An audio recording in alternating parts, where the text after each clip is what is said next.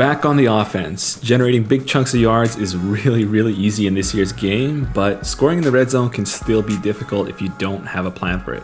In this video, we'll go over two very simple and universal concepts that you can use to pass into the end zone. But before that, I'd like to take a quick second to quickly plug my YouTube membership, where I just released a 40-minute video on defending gun bunch with match quarters. In my opinion, this is the only coverage that you can really use to defend bunch properly this year, and there are a number of things that you really have to know to run it effectively. Again, in general, the member videos that I'll be doing every 2 weeks will be where you'll find all my deep dive type of content, and then here on the public videos we do the kind of more quick things that are beneficial for everybody, some of the more glitchier stuff and things like that. Now, with that out of the way, let's get into the red zone passing with this play right here, slant flats.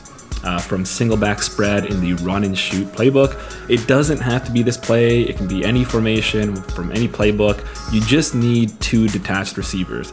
I just like this one because you have two detached receivers to both sides, so you can run both of these concepts that I like at the same time. Just pick which one looks better. And it's in the playbook that I'm currently using, which, side note, I have begun preparing an ebook for, which, if you are, again, a member of the YouTube membership, you will have free access to that ebook when it comes out. And it's something I plan to keep updating throughout the year, so it won't be so much of a solitary ebook, but rather a journey through Madden 22 through this playbook. But for today, just the red zone passing. And again, we'll go slant flats right here in single back spread against really everything, but we'll start with everyone's absolute favorite, cover 3. Okay, and before we show exactly that, just a little bit of quick context. So in terms of red zone passing, I kind of think of it in a few different areas right here. So I think of anything like between the 0-yard line and 2 or 3 yards or so. That's when I'm really going to be considering just running the ball. So this year, I'll just pop into goal line, and if it's like 1 or 2 yards, I'll call fullback dive. And if they're just in a base set like nickel or 4-3 or something like that, I'll just go ahead and try that, run that. Usually it's pretty good. But if they're really pinching things inside, trying to stop that, then I'll just audible down to power O. And then that one's actually really, I feel like people don't really use that one for some reason, but I think it's the best run in goal line. You just need to kind of be patient with it and let your blocks develop, and usually you can just walk into the end zone. But that's not really the point of this video. And then the other thing is that if it is like a situation where you need an inch to get into the end zone, usually quarterback sneak will be good for you. I think this year there doesn't seem to be any sort of animation, even if the defensive line gets through, because the quarterback kind of dives quickly underneath. You can usually just score in there anyway. So I'm not really running these passing concepts from the 3 and under. It's mostly the 3 to the 10, and then I'll talk about briefly how things change between 10 to the 15 or 10 to the 20. Things change a little bit, but for the most part, we're gonna be talking about 3 to the 10. And what I'll do is I'll just set up the ball on the 5-yard line right here. Okay, so really quick, the two pass concepts are slant flat, and I'll set that to the field, and that works against cover 3. And the other one to the boundary is I'll put the slot guy on a curl, and the wide receiver over there to the boundary on a wide receiver kind of goal line fade type of thing, which is, I feel like, and this is, by the way, just a little bit of a glitch. He's on a slant right here, but I'm trying to set him to the fade. He just won't for some reason. Anyway, Madden problems. He's on a fade right there. And because, again, cover 3 is one of the worst pass defenses that you could possibly be in, this works against, both of these concepts work against cover 3, and then with most of the adjustments that you'll see as well. So the first thing I'll look at, if the user, I'll kind of try to look at where the user is. If he's over here, I'll probably look towards the boundary. If he's over here, I'll tend to look towards the field. So in this case, let's say he's over there. I'm going to look towards the field in the slant flat combination, and we just go ahead and throw that there and catch that and get our easy touchdown. And what's good about that is that if they do any sort of, whatever types of shading they do, whether it's protect the sticks, shading underneath, or having zone drops on or whatever, that will always be open, because the flat will always expand, the flat defender will always expand with the flat route. And these hook curls which I think is why cover 3 is so poor. They don't get enough width to really cover that area, and that's also a problem over here when we get to it. So, you know, we can easily just throw it there in that window, possession, catch that, and there you go, you have your touchdown. Now, if the user's over here on this hook, you know, they might be able to get into the mix a little bit, but then again, that's why we have the other side. So when you are coming up against zone in the red zone area or goal line area, likely you're going to get some sort of shading. So likely it's going to be shading underneath. So now you have this type of thing where it's cover 3 hard flats. And again, the setup right here to the boundary is curl number 2, and you do the little goal line fade over there, and you'll see why we need that in a bit. But we're simply looking at 2 to 1. If the slot defender right here doesn't engage with number 2, well then you'll see that this curl right here is wide open for the easiest touchdown you'll have. Now less likely is if they're just running stock cover 3. So stock cover 3, this guy will play the curl a little bit better. But what's cool is that the corner, and you know, maybe this will change when zones get patched, which who knows when that'll be. But he sucks inside a little bit too much, and what you'll see is that this fade works kind of like a corner route, and there you go, you have another easy touchdown.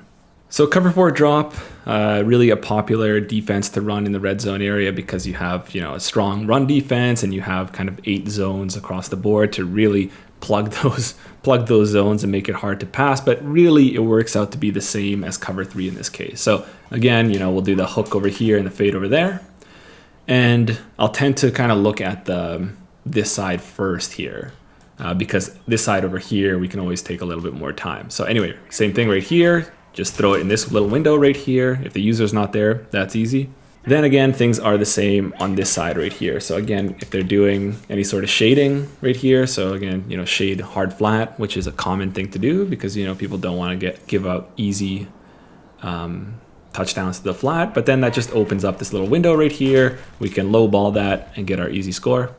And then likewise, just for the sake of thoroughness, if they are running stock cover 4 drop where that flat defender is a little bit more disciplined inside, well then we have this kind of fade corner route type of thing that we can just outside pass lead and get that in. And then really quickly with cover 4 quarters, things aren't too much different. You have slant flat over here. You just throw that right underneath the safety. You just have to be careful a little bit. If they are manually pressing, then that corner will turn man-to-man on the slant, and he'll really get a good press on your guy. But usually, you know, you can just throw that underneath anyway, like with a low ball. And if the user's not there, it's fine. But again, you know, likely they're doing this type of thing where they're shading underneath. And then you can, you know, get the one-on-one with the safety over here, throw a low ball, get your score there. I would say actually, you know, like I showed you there are ways that we can get it in the end zone there, but you know, we have to do low passes and things like that. So I think quarters is maybe a little bit tough to get it in on, but you know, if you have those low pass and you have the set beat lead gunslinger type of thing, it shouldn't really be an issue at all. Cover 2 can also be a little bit tricky, but it's really the same thing. I'm not trying to really digest anything. I'm just doing the same setup and the same reads. I'm going left if the user is right. I'm going right if the user is left, and so on. So, so I'm going to be looking at the slant flat. So slant flat is a little bit tougher. You have to wait a little bit longer, and then that can mean that you're getting a little bit close to the user's area. Now, if they are shading underneath, which they'll likely be doing if they're running cover 2, this window will open up a little bit sooner right here, so you can throw that there, which is even further away from the user. But if you don't really want to test that side, again, you have the right side right here. So if it's stock cover 2, this cloud flat will actually drift inside towards the curl route, and again, it'll be the same thing where we can just outside pass lead that, toe tap that, and we get our easy score. If they are shading underneath, it's a little bit tougher. It's harder to throw this fade route. Like we can't throw it like I just did there, where we're just throwing it outside because the cloud flats, you know, playing inside too much. So we have to try to kind of high point it above them, and that's not always the easiest thing. You see sometimes these guys can make a break on the ball. So that's a little bit tough, but you do always have the hook. The hook isn't, it seems like it's a little bit not open, but he gets in a bit of an okay spot inside the safety. and we can throw that there if he doesn't have like acrobat or something like that. But, and here's where things have to get, you have to make a bit of a decision right here. So if you try this type of thing against cover 2 and they're shading underneath and you weren't able to get that fade over the top, you can just go right back to slant flat. I mean, I showed you on this side, slant flat is fine. It's not as fine on this side, but if they shade underneath, then it is. So it changes the vert hook behavior a little bit, and you can just throw that right there, and you have an easy touchdown again. So that's nice and all. I'd like to keep this as simple as possible, where you have, this or this in all cases on the right side or the left side. But in this case, in this one particular case, if they have the cover 2 hard flats there, and say if the user's on the left side, then you always have the option to come back with this slant flat, because again, if they shade, it changes the vert hook behavior, and you can just pop that in there. Okay, and let's end it with man. So man coverage, I'm looking at slant flat again. It can be tricky sometimes. I mean, if they're running, say, like an outside shade type of thing, and if you have the matchup, the slant flat will work nice and easy for you. If it's more of an inside shade, then it's a little bit tougher. But what I find is that this flat route can actually often pick that cornerback off, and then you can still manage to get that in right there. And then obviously you can run this to either side because there are no real zones in place. You can just pick the side of your preferred matchup. You don't even really need to consider matchup. I think that slant always gets open. It's just a matter of where the user is. So if he's on the left, go right. If he's on the right, go left. If he's in the middle, you could probably pick either side because it's just too much distance for him to make up, but maybe just focus on the field there. The unfortunate thing is that this setup right here, neither of these routes really do great against man. The fade has no chance. The curl can do well, like if it's a cover 0 look and the safety's not able to press him, then that's just an easy touchdown. You can go ahead and do that. The problem is, though, when they actually press, then you can't really, I've done it before, but I wouldn't rely on that. So if it's man, like cover 0 or something like that, just go ahead and throw that. That'll be easy. But otherwise, you go ahead and look for the slant flat combination. Okay, and to really end things off, I just want to quickly touch on throwing from the extended or the deeper red zone area. So right here, I'm on the 15-yard line, or really anywhere between the 10 to the 20. What I will do, instead of doing this type of thing, where I have the curl over here to the boundary slot guy and then the fade to this guy, it's a little bit different because you can't get that goal line fade. So I'll do the same thing, except I'll use a comeback on the outside, and this is a common route combination I use in the middle of the field that I haven't really touched on yet in this game, but it's really, really hard to defend. Or in this case, I'm a little bit further out, so what I can do is I can streak or even just fade the interior guy. And then slant flat will still work just as well right here in the middle of the field. It's just that you don't have as much of a high chance of getting in the end zone. So if the user's over here, then I'll look at slant flat, but if he's here or in the middle, then I'll be looking over here. So again, if they're doing any sort of shading up or zone drops or anything like that, you have the seam right here for an easy touchdown. Or if they are not, if they're not shading and just running straight up cover 3, or it turns out to be man or something like that, well, then you have the comeback for your easy score as well. Okay, so that's it. Maybe I went on too long for this one, but I think thorough is always better than not. So, again, it doesn't have to be in this set. I just really personally like it. So maybe you have like a shotgun spread type of look, or maybe even a pistol spread in your playbook, and this will work just fine. It doesn't need to be slant flats. As you see, everything here is from hot routes. So, you can go into 4 verticals and do the same thing. It's just that 4 verticals, you can't get the ball. I mean, you can get the ball out quickly, but with something like slant flats, where you have like I don't know what it is, 2-step drop or something like that, you can get the ball out quickly with a lower chance of getting an accurate pass, I find. I don't know, it's not a deep study, but it's just a hunch that I have.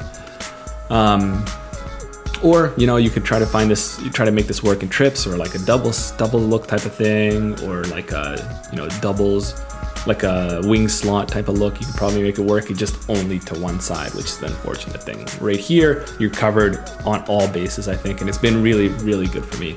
And I hope it's good for you. If you're interested, if you found this interesting and helpful, definitely leave a like. Definitely consider joining the YouTube membership. I know the button isn't on the iOS app when you're looking at it, but if you go on the web browser, go underneath the video or go to my channel page, it should definitely be there. I think it's well worth it. I think we're going to be doing a lot of interesting deep dive type of fun stuff. But otherwise, stay tuned for the next thing as my dog goes crazy barking. So we'll see you in the next one.